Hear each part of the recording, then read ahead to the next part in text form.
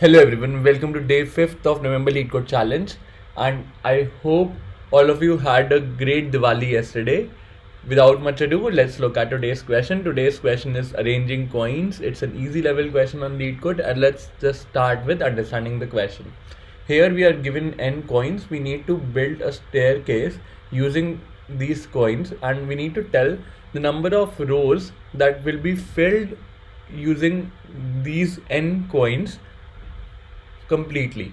For example, let's take the case here where the value of coins that is given to us is 5.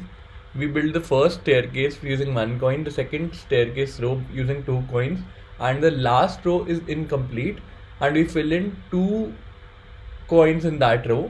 The third item in that row stays empty.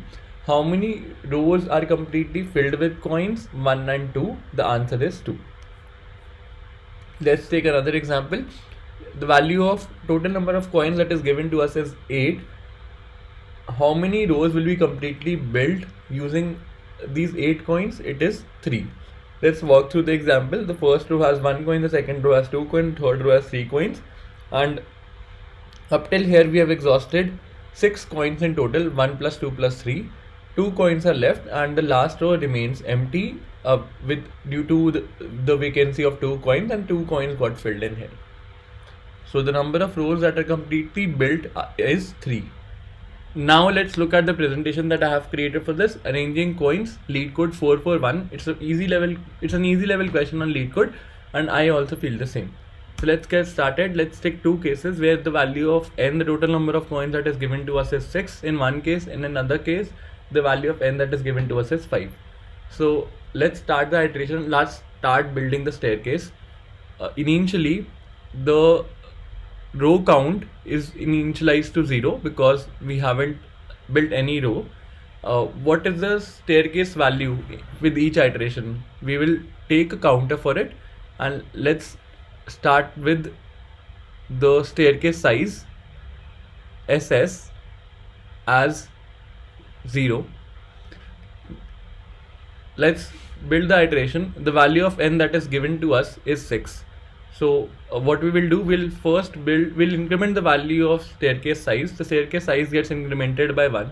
It turns out to be equal to 1 once updated, and we will reduce this value from the n that is given to us, the total number of coins that we have. So we have built the first staircase, and the size of that staircase row is 1, and the row count gets incremented to 1. The value of n gets reduced to 5. Let's continue the process. For the next iteration, the staircase size will be incremented by 1. It turns out to be equal to 2, and you can see that we have a positive value of n. So we'll go and build the second row.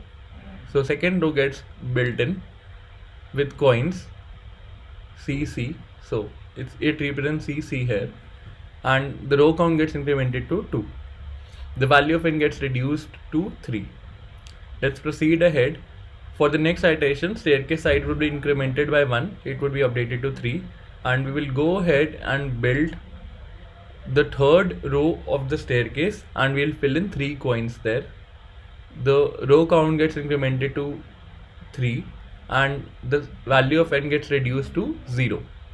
As soon as you see that the value of n has been reduced to 0, you abort the process, and whatever value is stored in the row count answer variable is returned as the answer.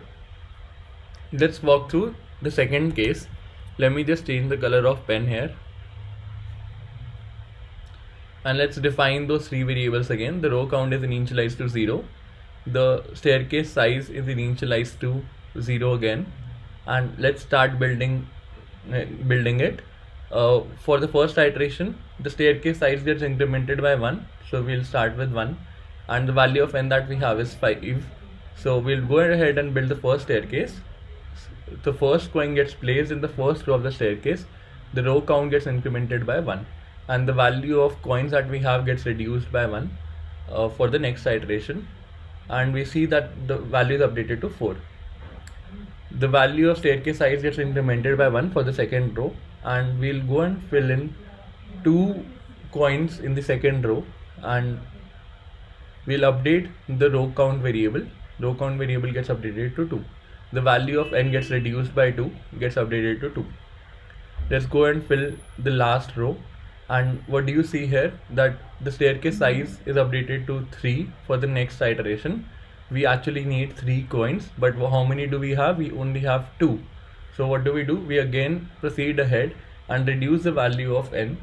It gets negatively set to -1 because 2 minus 3 is -1. We'll fill in 2 coins and this staircase last column stays empty. We abort the process because the value of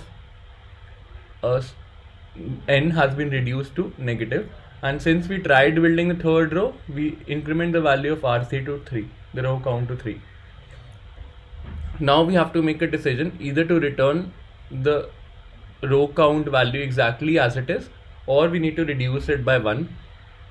For the case the value of n has been reduced to less than 0, we return row count -1. Otherwise, for the case where the value of n has been reduced exactly to 0, we return the whatever value of RC is. So these are the two cases, and I'll exactly code in the same way as I have communicated here. Here I have defined a single variable row count, and I'm using this row count variable itself for computing the size of the next probable row. So let's see how I have done it. While the value of n is greater than 0, I go and increment the value of row count, and then I reduce the row count from n. N gets updated to n minus row count, and once I'm out of the loop, I check the value of n, is it equal to 0. I simply return the row count variable, otherwise I reduce it by 1. So let's try this up.